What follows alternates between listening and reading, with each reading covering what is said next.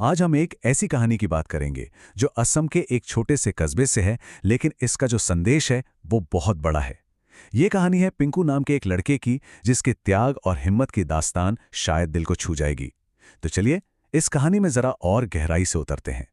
कहानी की शुरुआत ही इन शब्दों से होती है, और ये शब्द बता देते हैं कि आगे जो हम सुनने वाले हैं वो कोई आम किस्सा नहीं है। ये एक एहसास है जो शायद लंबे समय तक याद रहेगा। तो हर बड़ी कहानी की तरह इसकी शुरुआत भी एक सपने से होती है। एक ऐसे लड़के के सपने से जिसकी दुनिया भले ही छोटी सी थी, पर उसके इरादे आसमान जितने बड़े थे। जरा सोचिए, असम का एक छोटा सा शहर दीफू, वहां एक छोटा सा घर, और उस घर में रहता था पिंकू। घर छोटा था हाँ, लेकिन उसकी आंखों में जो सपने थे वो बहुत बहुत बड़े थे। और उसका सबसे बड़ा सपना क्या था? बस इतना सा कि पढ़ लिख कर अपने माँ बाप का नाम रोशन कर सकें, उन्हें वो सारी खुशियां दे सकें जिसके वो हमेशा से हकदार थे। और पता है, इस सपने को सच करने के लिए पिंकू ने अपनी पूरी जान लगा दी थी। रात रात भर जाकर पढ़ता था। फर्क नहीं पड़ता था कि घर में बिजली है या नहीं। उसके अंदर जो हौसले की आग थी वो कभी नहीं बुझी। लेकिन कहते हैं ना, जिंदगी हमेशा हमारे बनाए प्लान के हिसाब से नहीं चलती। और पिंकू की जिंदगी में भी एक ऐसा मोड़ आया जिसने सब कुछ बदल कर रख दिया। हुआ ये कि एक दिन अचानक उसके पिताजी बहुत ज्यादा बीमार पड़ गए। ऐसा लगा जैसे पूरे परिवार पर मुसीबतों का पहाड़ टूट पड़ा हो, और धीरे धीरे घर की सारी जिम्मेदारियां पिंकू के कंधों पर आ गईं।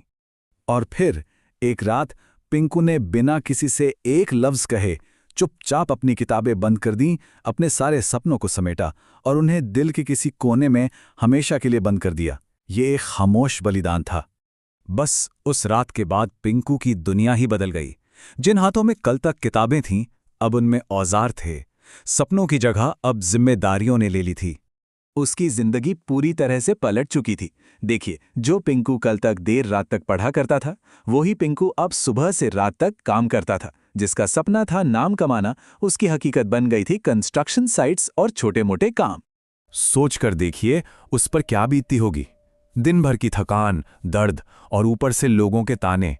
देखो, पढ़ने वाला पिंकू आज मजदूर बन गया, लेकिन उसने कभी किसी से एक शिकायत नहीं की, बस चुपचाप अपना फर्ज निभाता रहा।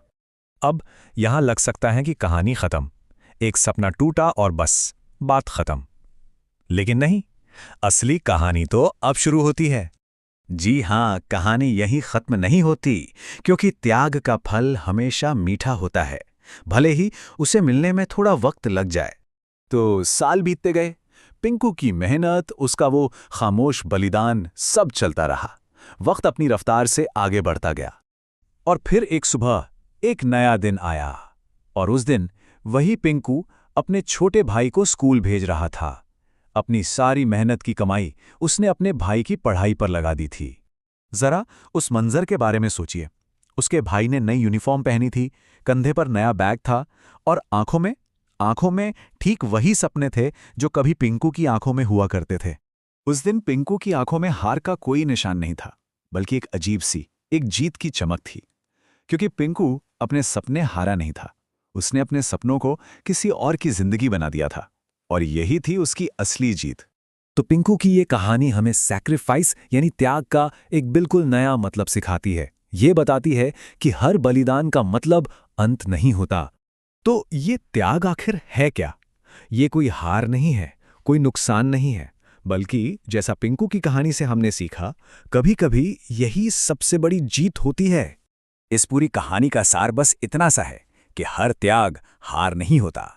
कभी-कभी वही त्याग जिंदगी की सबसे बड़ी जीत साबित होता है। पिंकू ने अपने लिए नहीं, बल्कि अपने पूरे परिवार के लिए जीत हासिल की। और कौन जाने, शायद किसी और की ऐसी ही कोई कहानी, किसी और का ऐसा ही त्याग एक दिन किसी दूसरे के लिए प्रेरणा बन जाए।